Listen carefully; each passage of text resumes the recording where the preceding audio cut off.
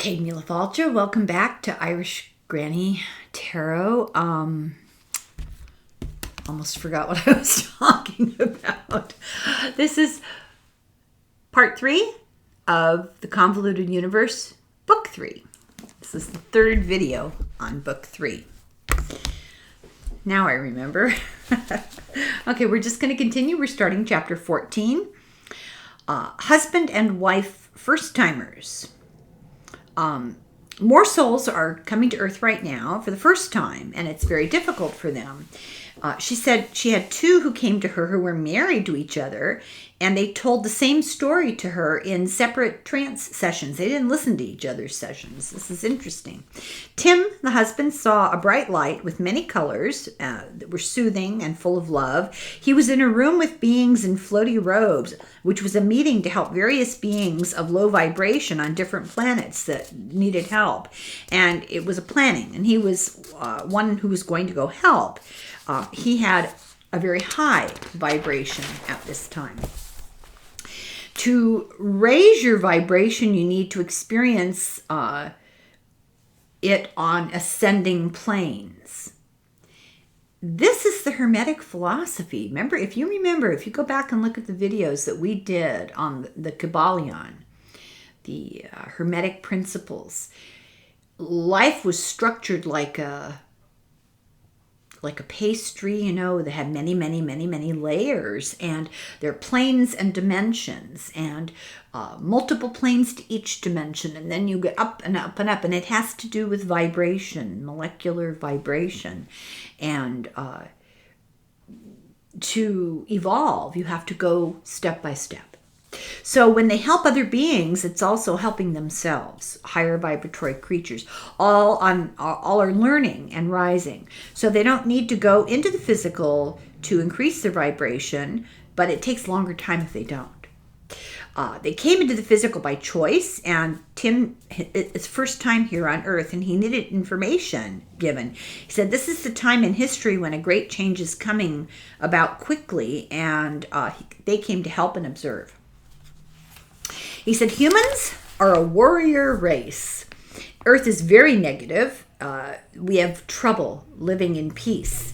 And people can't remember where they came from because they would be confused and try to change things the wrong way and maybe not learn. It's hard to avoid karma. We have to go through this process and avoid upsetting the balance of karma. He chose his parents and partner because they needed to learn to not control and interfere with their children's lives. That's why he picked his parents.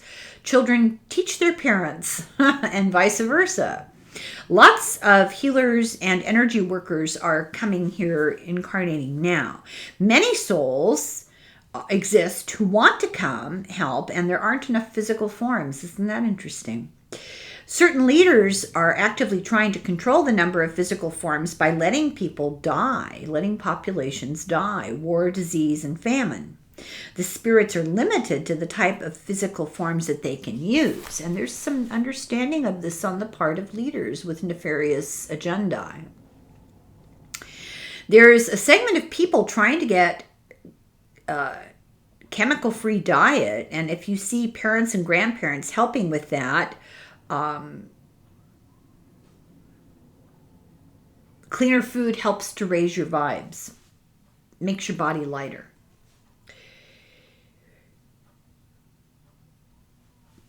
We have to view the problems on Earth. We have to see them. We can't look away because it bums us out. But then we meditate to let our mind tell us what we need to do in our own life. Do we need to change our diet? Do we need healing? Either doing it or receiving it.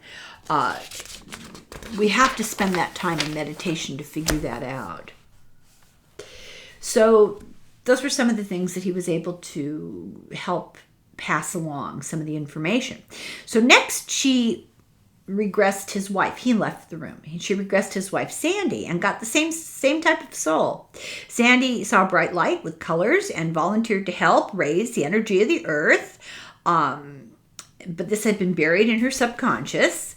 These beings were trying to raise her vibration even now, and they had to be careful because her human body can only take so much, So she too is new with imprints to help her adjust.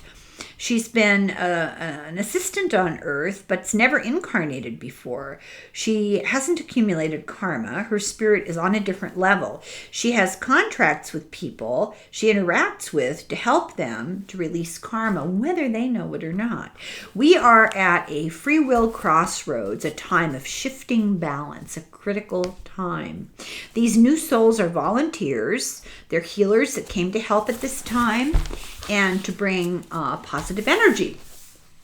They're protected from accumulating karma because they're on a different plane. They're shielded by being on a different plane. No, I don't understand it either, but okay.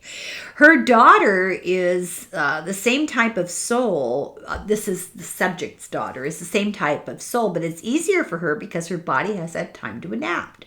So they got together as a couple because the energy attracted and because they had a soul agreement that they were subconsciously aware of, but not on a conscious level. Sandy continues to have more soul energy enter her because she's been able to handle it physically. They're from a realm before you incarnate. You don't have to die to get there. You don't need to incarnate. This is the ending of an age, and lots of helpers and healing souls have come to Earth. We stumble through life wearing blinders. We don't know what's going on with us, and we don't realize because it would not be a test if you knew the answers. Chapter 15, Birth of a First Timer. A Japanese first timer. Canon wanted people to know this is not just an American phenomenon. She traveled all over the world. She did a session in Australia, in 2007, with a woman named Jasmine, who saw herself in the desert with camels and tents, and she's not in any body. She's only there to observe out of body. She sees herself connected to the energy web that joins everything in this space. She likes feeling part of it all, but also likes feeling being an individual observer.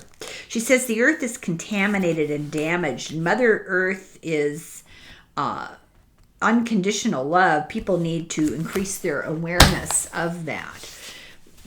So maybe it's not fair. I always say Mother Earth is sick of us and shaking us off. And maybe it's not. That's snarky and simplistic. I admit it.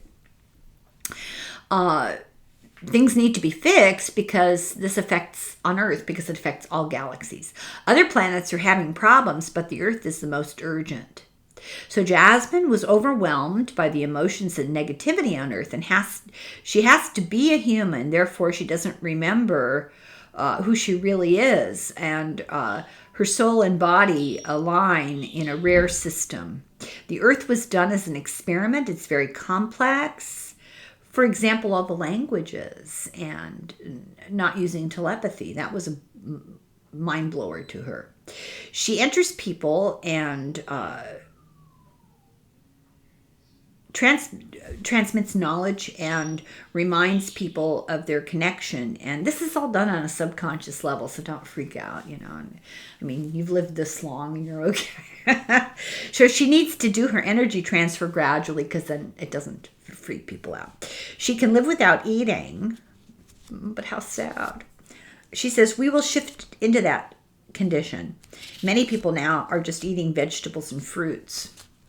Or so I'm told.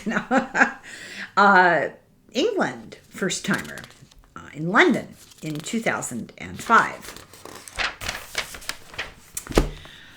Francine, she always felt she doesn't belong here. She's uncomfortable with violence on Earth and wants to go home, but where is home? She's one of the trailblazers' souls. She's having a hard time adjusting here, and she wants out, and she's very depressed. She feels being born, and she remembers it and doesn't feel right about it. She feels frightened and alone. She was left in a place of beings of light that are all connected, who volunteered to go to Earth, and they needed help to balance the darkness. This is what she's remembering of her early time. She wasn't really prepared for how hard life would be on Earth and didn't imagine it would be this hard. As a child, in order to survive, she learned to hide from life. She tried to find support in Christian church, but she says they don't see God properly, and they're too restricted, and there's too much structure. They're crippled by the limitations that they have and the needing to come back from hundreds of years of the things that they've done. She sees people around her stuck in games of the physical world. Often people think she's weird. She's too deep of a thinker. She wanted to die, but it wasn't allowed because she had a purpose that she had agreed to. So she'll know this now on a conscious level from this hypnosis session, and it'll make it easier for her. She'll know more of the past lives in other places that she had that were lighter and easier than Earth. Give her hope. And many multiple thousands of elevated beings have volunteered to incarnate here to help restore the balance. And as we mentioned in the last chapter or so, the first group had it the hardest. It's easier for souls coming now because bodies have changed. The light is getting higher, and maybe it won't destroy us. The educational system limits children's spirits. They need less structure and more freedom. They need to learn how it all fits together. Drugs, like behavioral drugs, are not good for kids. Creates a toxic environment, and it's having a terrible effect on us. Francine's body is adjusting to accommodate the higher energy as she sleeps. Her DNA is changing and she's being rewired. Some people are having an easier time changing.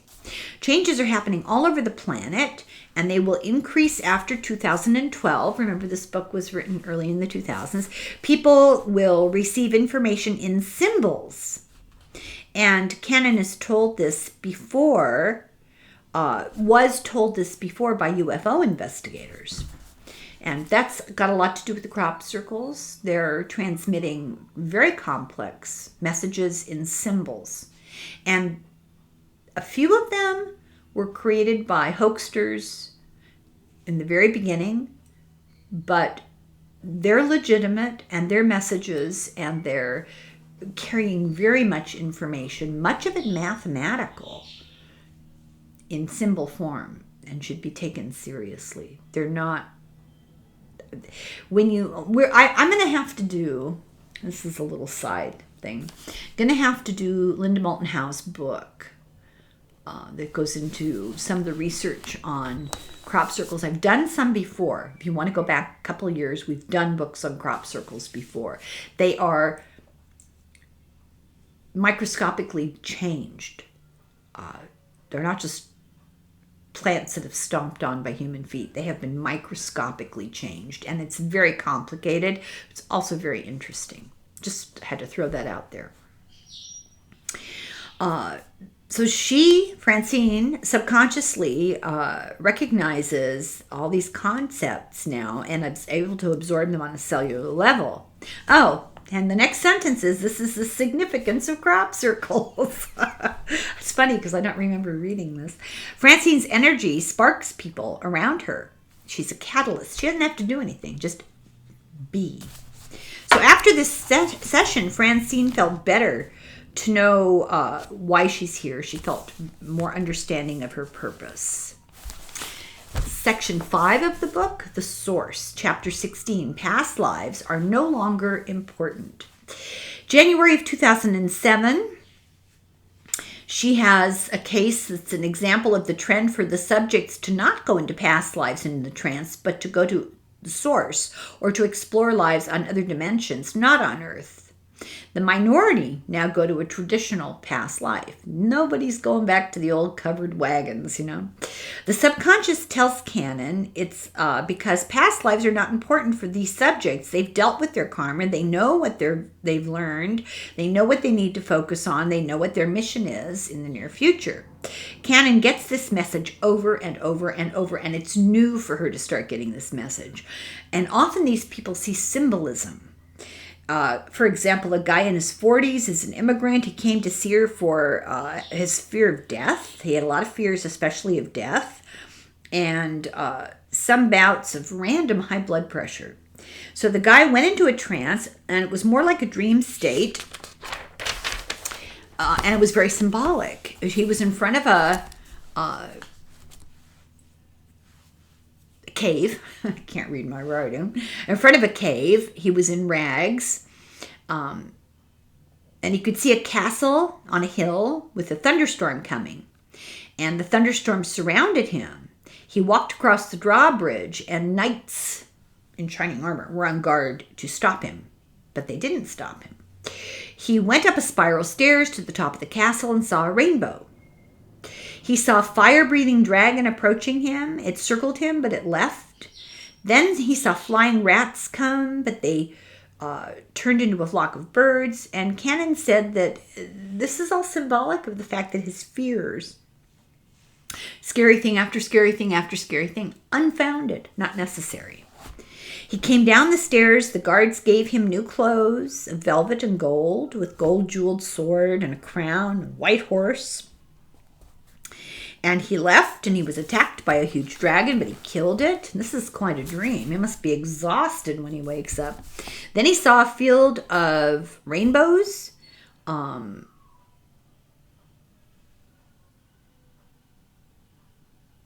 Oh, no, it's not rainbows. Oh, I can't read my own handwriting. It didn't make sense. Let's start again.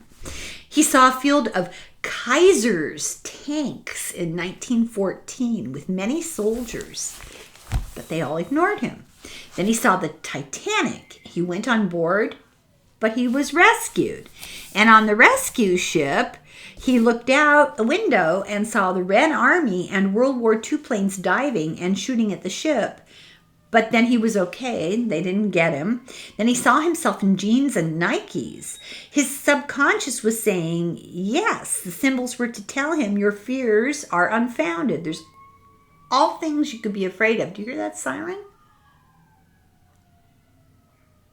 I live in a small town. A siren's a big deal.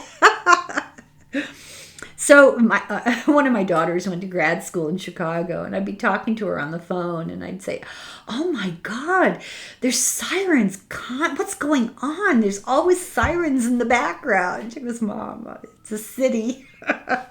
Anyway, his subconscious was telling him that these are all symbolic fears, and they're unfounded. He'd survived everything unharmed. These were in his past lives, but he had no need for the details. The point is he survived all of it. And focus on the now and ascension. Study energy healing. His blood pressure incidents were his body adjusting to an increase in his vibrations. His fears were a conscious reaction, excuse me, because his body was changing to these higher vibes. And Cannon's clients who remember the past lives are needing to clear the karma to begin ascension. And if they don't, they'll need to go elsewhere to repay their karma. So it's time to get busy is the message. Because the earth will have changed too much negativity. And then when it changes for the positive, deal with the karma now, because when negativity goes and the positive comes, then you can't deal with the karma.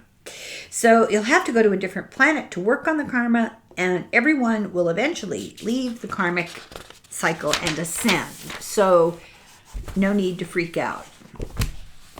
Canon subjects are now saying, or were then saying, that we have to focus on this life. What's done with the past is done. Focus on truth. Focus on the tree, not a few leaves and twigs. See the whole picture.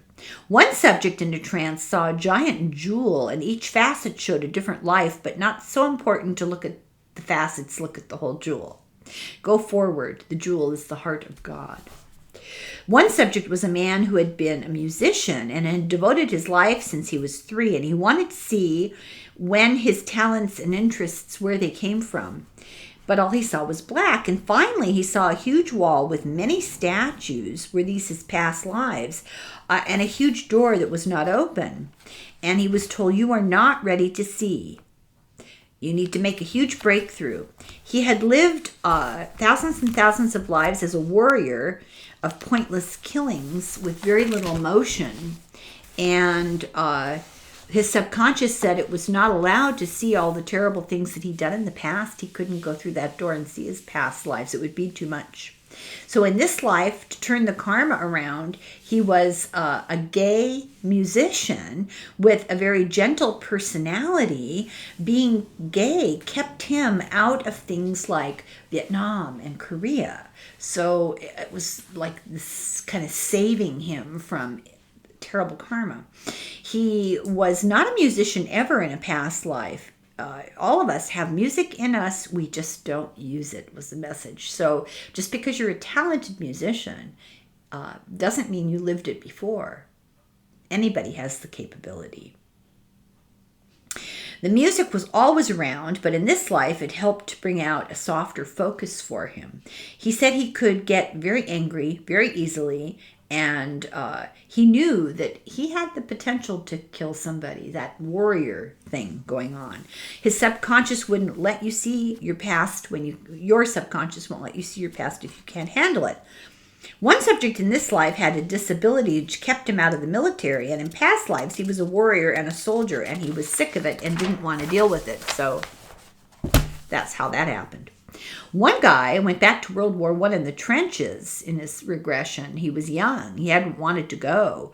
There was horrifying death all around him. He says, I'm a coward, because he was shocked by the deaths and the violence, and he was eventually blown up. But he wasn't a coward. Chapter 17, Returning to the Source, the Priest. Judith in a trance is a powerful priest in the Inquisition, a fanatic, wiping out all kinds of people with even a suspicion about them. Huge power, huge ego. She executed her own sister for doing herbal healings. Jeez. No qualms about it. No guilt. She felt, as a priest, he felt it was the will of God. And after death, was shocked to find himself not in heaven, taken to a place of fire, like the sun, his idea of hell. Because we are drawn to whatever fear we have, but it's an illusion. And he was told, this is a place to rest and to reprogram you. Then told that he would return to earth to help, but not in body, because it's too hard. Many beings are here to help. Life here is very dense, and we hurt each other, and we hurt nature. And beings come from a fiery place of energy to bring energy to help. And he incarnated to learn empathy. He was shown life as a priest in the Inquisition, now she's a woman, to remind her to not misuse power. And as she receives more and more knowledge from the fiery place of knowledge, she won't fall back into the temptations of power. As a priest, because she needed to fully understand power, manipulation, and exploitation, that was that life.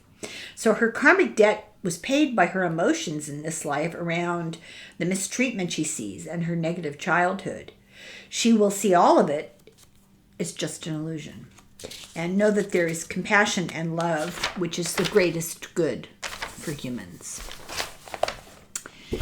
The section is called the source. The source is described as huge energy of incredible power. Our minds can't comprehend it. Good, because I don't think I can explain what I read. It's the glue that holds us all together. It's our knowledge of God. It's like one tiny string, and often called the great central sun. It's a bright light that doesn't burn like our sun. It's a great compassion, great comfort, and people don't want to leave it. Near-death experiences. Laura, in a trance, went back to an incident in this life when she choked and had a near-death experience. She said she went to a place of a white light, and she needed to experience it to know she is always protected. I am presence is what she was told. It's always with her. She had needed to be reminded about a strong, loving energy and no negativity. People often experience a tunnel, and that's really the journey from the dense 3D atmosphere here to a higher vibratory presence. The presence of the tunnel and the length of the trip into the tunnel depends on the purpose of the lesson for the person's life.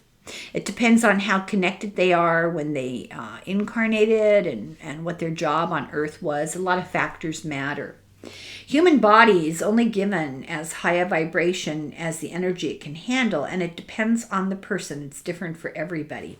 Some physical temptations are, some physical symptoms are from your body adjusting to higher energy. So the physical has its limitations. Now, Laura says her crystalline structure has been given a tune-up.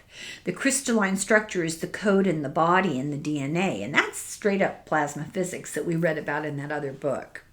So Laura is able to heal with thought through her eyes because her cellular structure has changed.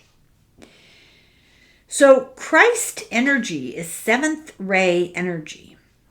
We'll talk about that. This comes when she needs it to heal, and she can direct it to other people.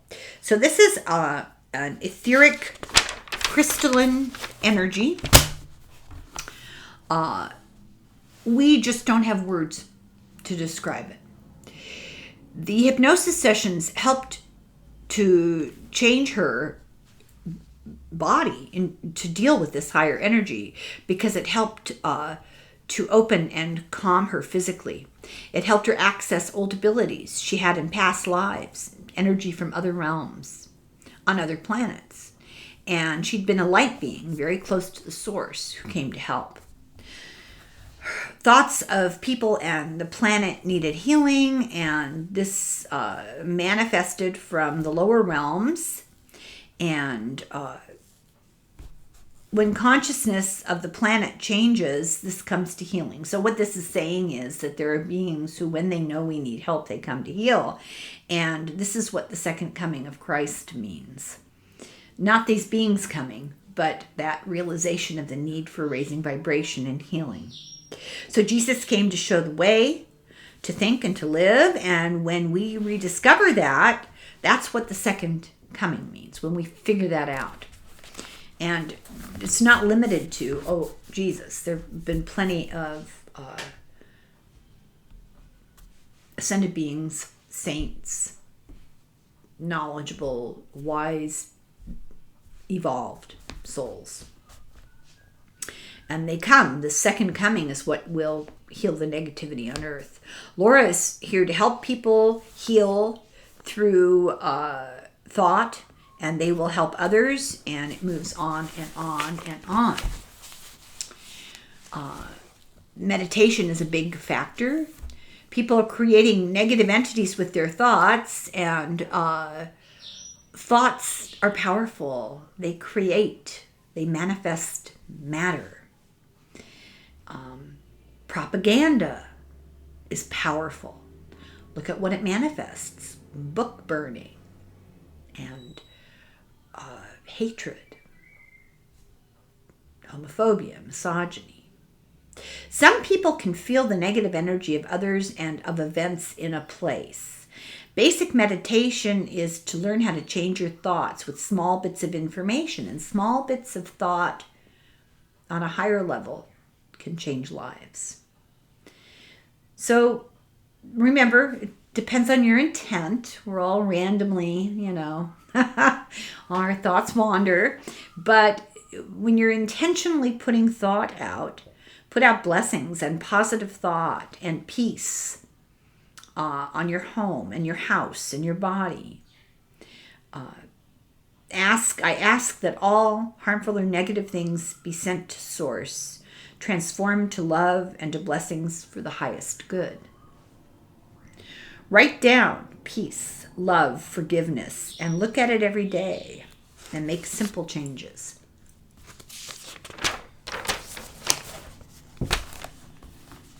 forgive. Forgive people and love yourself. And this will gradually spread. Thoughts are powerful. They're part of creating the new earth. We're all on a different journey with that, different speeds, different paths. But we'll get there. Some people benefit from looking at the past lives. It helps them deal with their continuing issues here on earth, but we need to move forward also, not dwell on it. Move forward to heal. And it might be entertaining too, but that's okay. There's room for fun. The light is whole, expressed as individuals. So light is whole, but it comes as individuals. We help planets and animals ascend by giving them a spark of individuality and modeling love for them. You mistreat animals, you're modeling not love. Chapter 18, the spark separates. Edith, in a trance, is a part of a light being of sparkles. She sees herself as in oneness with these other sparkles, but separate. She says, my dot is one of many sparks of dots that communicate through feelings. A shaft of light splits off and carries a spark, which becomes a soul to be born. This is only one aspect, one part of the soul. The spirit is put into the vehicle of the body and it sees itself as a plant. And later its energy is around a soldier on a battlefield, helping to make good decisions not to kill. Is this a guardian spirit? It's positive energy that helps. It's a guardian spirit. The shafts of light are part of the divine will, an aspect of the source. When a spark becomes individual, it's activated and it chooses jobs to do. Chapter 19, the orb. Jane sees herself in nature and sees herself as an orb, and she's observed by a group of people. She travels by many things very quickly, and because she's an orb, she's not in her body. She goes wherever she wants, and she's taken back to the origin, part of a star. She says, I am part of the whole. And just know that they're supposed to go out and travel and observe as silvery orbs to help. And she decided that taking a physical body would be a bigger help. And as they travel, they emit energy like fairy dust. An orb is just another form of a soul would take. And because it's too strong, only part of its energy goes into one being and comes and goes from source in a continual cycle with information to help and to return to the source to recuperate and then move on again. So now we're at chapter 20, Temples of Knowing. The subject in session is Sandra, who's a naturopath, an acupuncturist, and does Chinese medicine. She finds herself at the base of a mountain after traveling or teleporting a long distance. She's at the Temple of Knowing, built into a mountain. She was called to come there. This is her destiny. She lives in a community of Lemuria, and she was a tree color. She was called one day to leave and found herself at the mountain, and she has a teacher inside this mountain and a big crystal at one end of the room where knowledge comes in. There's a ring of crystals, a portal where ancient masters come through. One is a physical doorway portal, and they activate the crystals with touch and tone, and they light up one by one, and they're made of different kinds of crystals, so it's all different lights, and each facet you touch has a different purpose, and it creates a vortex, and they can say and think whichever they want, the tone, and they stand in the middle of the vortex to receive the information. It makes your body disappear. You become one with the universe, and then you reappear with the knowledge inside of you. She's a caretaker who maintains and guards. She has a nomadic life, bringing information from place to place, and using crystals that she carries with her, she can transmit information and energy. The crystals she uses for travel, for information, to send or record the information, and for healing. Dreamers are very highly elevated, almost not human. They can appear and disappear. They can manipulate reality. They're very long-lived. They've spent decades of training before they've even incarnated. They help people dream their destinies. They can teleport. This requires adjusting one's resonance and dissolving energy fields and reassembling elsewhere. They just think it, and there they are. This helps people dream, and it helps them dream their destiny. So these are different energy beings. You come if you're just awakening to who you're supposed to be. You ask them for a dream to find your future. It's a dream that gives you a goal. It appears at a person's crossroads, and it depends on your destiny. And not everyone sees a dreamer. Not everyone has this, but they will come to you waking in the morning and tell you what you're supposed to be doing.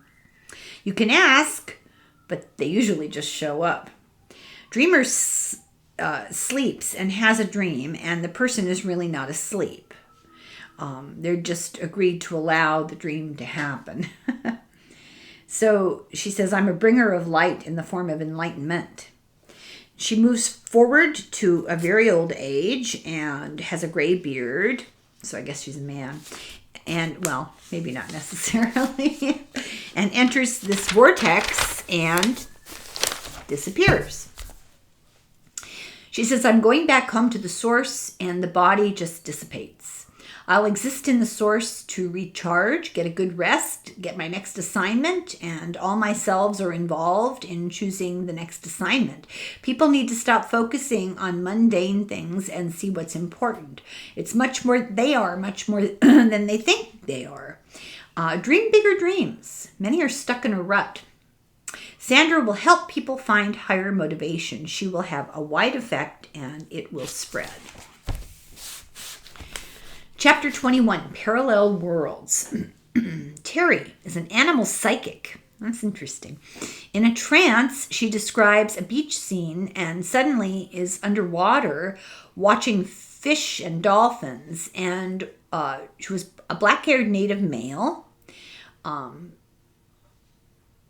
Did not kill the sea creatures. Those are his brothers. He was able to stay under a really long time and commune with the dolphins, communicate with them by vibration. Dolphins say that they're star people.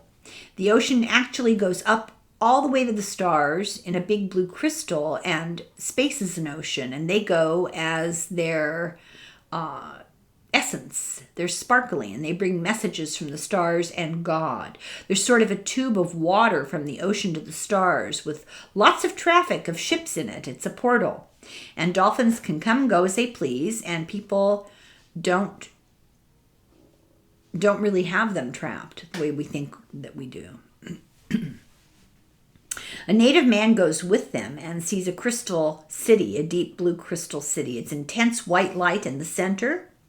Gray bullet-shaped ships go back and forth, and this light is a universal power point. He says it's his real home. And his grandfather is there and says, let me remind you, you're a mathematician. And now he realizes that he's different.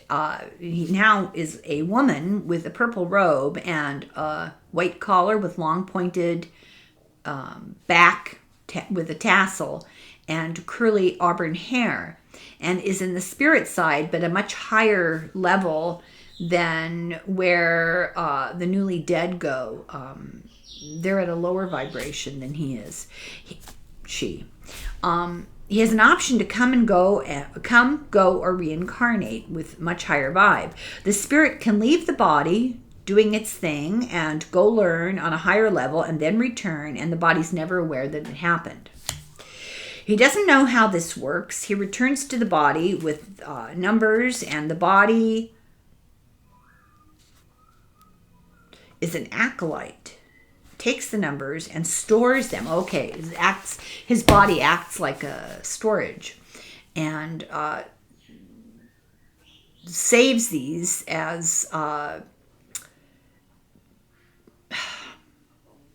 guess, storage for people to live. And he says nature is a healer and a visionary. So this man thinks that he talks to a woman who is an angel, but it's really himself, as he really is in the crystal city of high vibration. So this sounds to me like a very confused description of sort of a shamanic journey where he's seeing himself as a woman and not realizing that it's actually him as he really is. So he's sick as a native on the earth, and he'll return in a new body to access these numbers that have been stored to help people, but he can't find where they've been stored. So he has a dream to show him where to find them, and he's not allowed to remember, but it's because it's too soon for him to remember. The soul can live parallel lives. He's a woman mathematician with a higher vibration and a native healer, but they're like sparklers. They're separate, but they're part of the whole. I don't understand it either. So at a higher vibration, the woman sees the earth's violence, and the earth is reaping what they sow. These beings on a higher level can't help everybody. Hundreds of lives can be lived parallel at one time by the same soul. That's a hard one. He uses the analog of climbing a rope ladder to a higher vibration, and the level you are attached to is by a string in your heart, but because of karma, you keep falling back down and having to start climbing again. Sounds like the story of Jacob's ladder to me. So you have to stop the anger and forgive yourself. So she succeeded, and that's why she's at a higher level, and now she's a way shower helping others. There are many people on earth exactly like Jesus and ascended masters. They just don't make themselves noticed. Once again, time is all at once. It isn't happening, it is existing. This relates to dissociative disorders called multiple personalities. And this has been discussed in a June 2007 issue of Newsweek. It does more harm than good using therapy to get alters of multiple personalities aware of each other. The trauma is dealt with by sometimes other parts of the soul stepping in. And now therapists are learning that it's better to not be externally integrated. It's very interesting. It causes chaos and confusion. They should encourage the alters to return to a normal time frame separate from the patient. So weird. Chapter 22, The Void.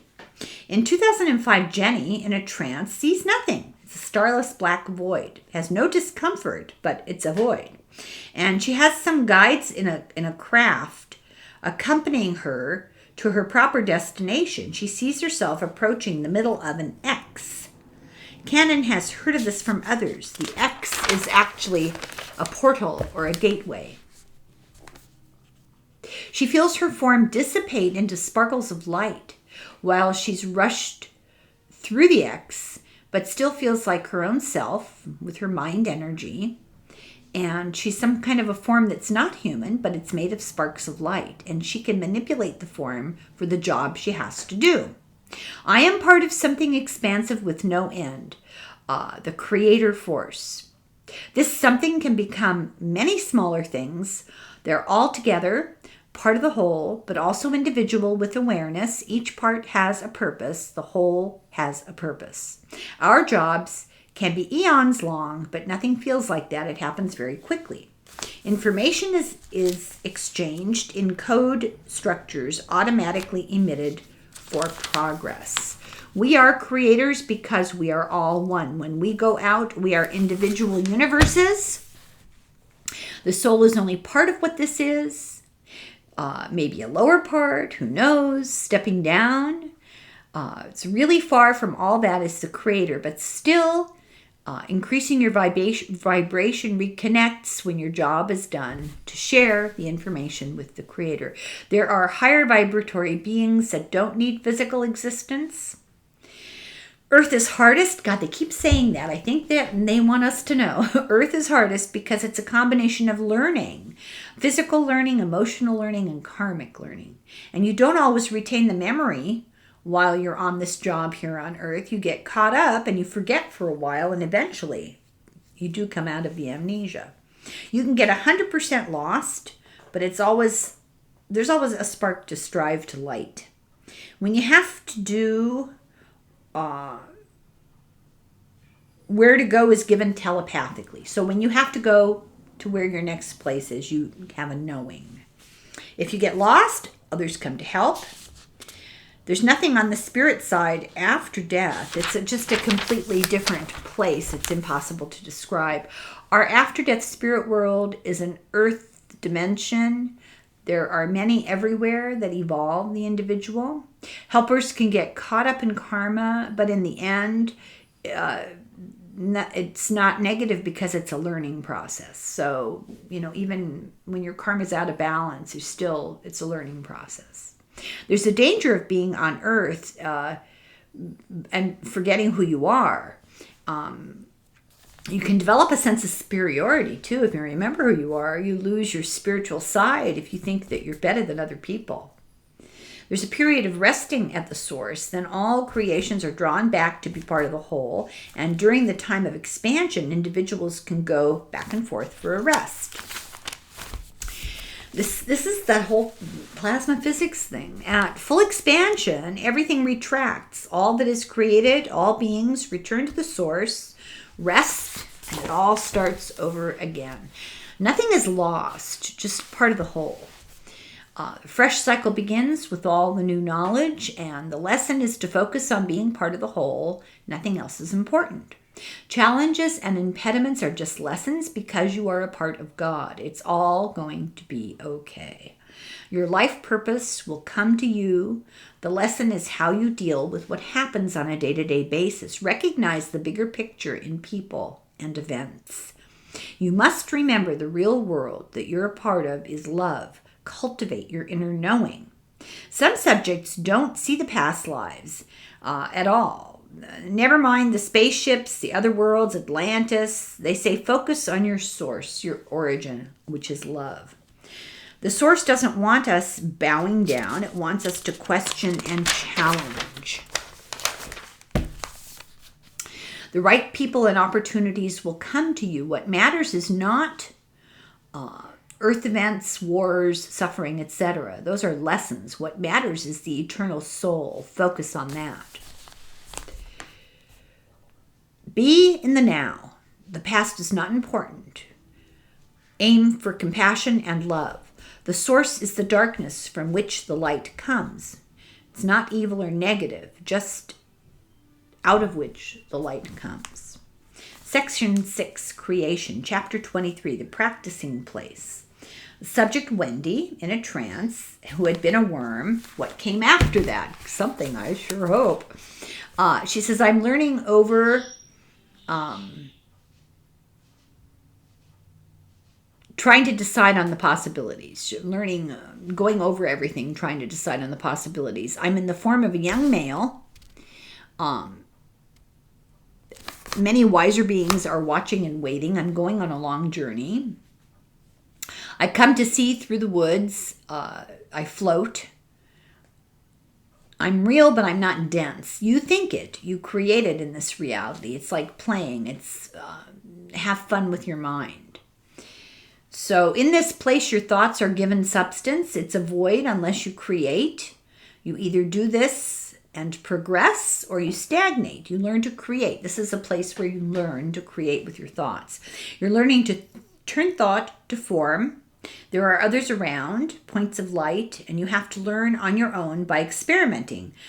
This teaches you to think before you jump and not to have to redo things, to be more thorough and more detailed.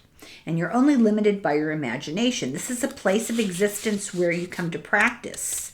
You don't become solid. It's just a place to learn. There's childlike energy here and curiosity.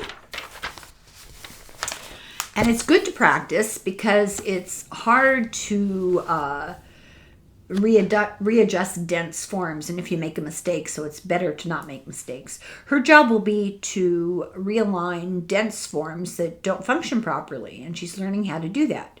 She sees people bent over, physically impaired, and she realizes they're humans on earth, and she's not seeing their physical bodies, she's seeing their spirit, and she will have the job of realigning their spirit.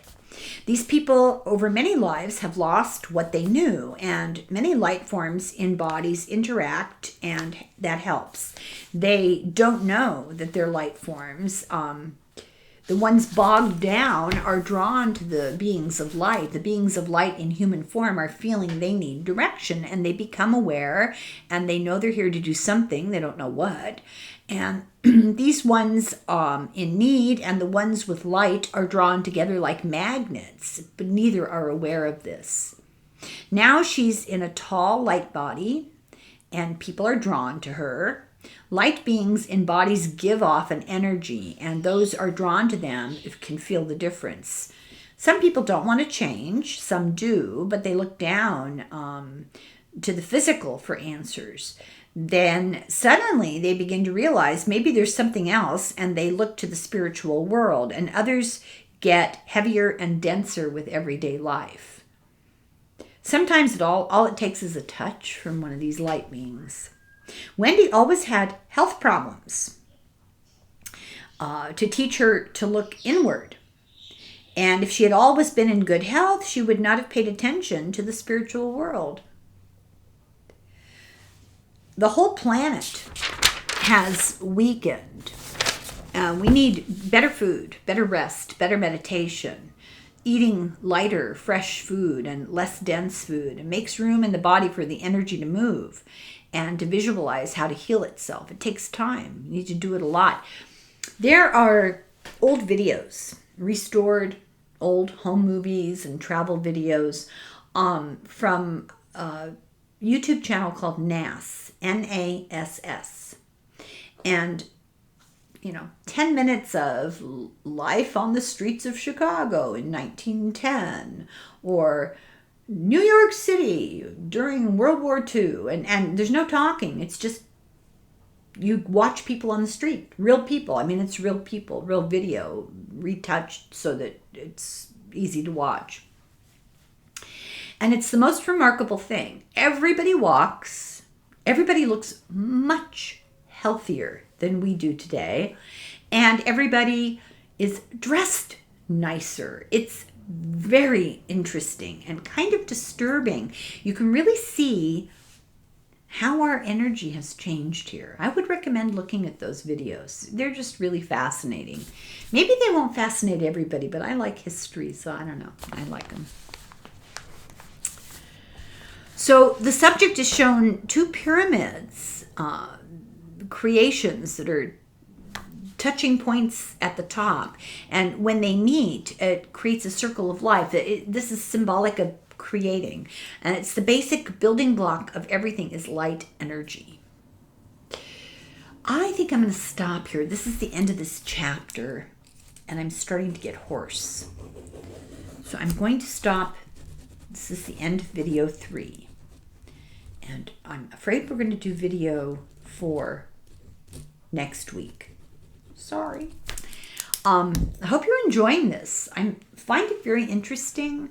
I hope it's not too disjointed. It's presented kind of disjointed, and I can't read my writing. But I hope you're enjoying it, and thank you very much for watching. I appreciate some feedback. Let me know if this is the kind of book you want me to continue with. And have a good weekend, Slungafoil. Slancha.